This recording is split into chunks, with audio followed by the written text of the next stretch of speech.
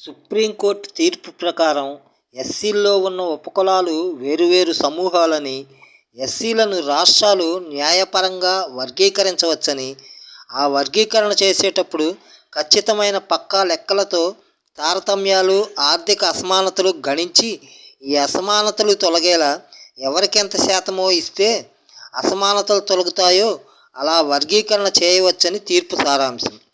SC రిజర్వేషన్లు 15% కాగా ఇన్నాళ్ళు ఆర్థికంగా, సామాజికంగా, రాజకీయంగా బలంగా ఉన్న ఒక వర్గం వారు 15లో దాదాపు 11 సీట్లను పొందుతున్నారు.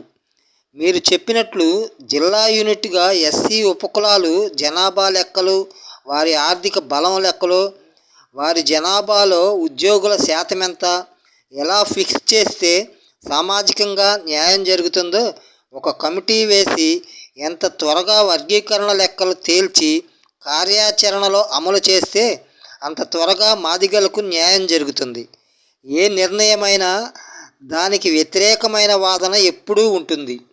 అటువంటి తాటాకు చప్పుళ్లకు తలవొగ్గక ఈ ఎస్సీ ఉపకులాల వర్గీకరణ న్యాయంగా పక్కా లెక్కలతో ఫిక్స్ చేసి రేపెవరైనా కోర్టు మెట్లెక్కినా వారికి వ్యతిరేకంగా ప్రభుత్వం బలమైన, న్యాయమైన వాదన వినిపించేలా ఈ వర్గీకరణ ఉండాలి.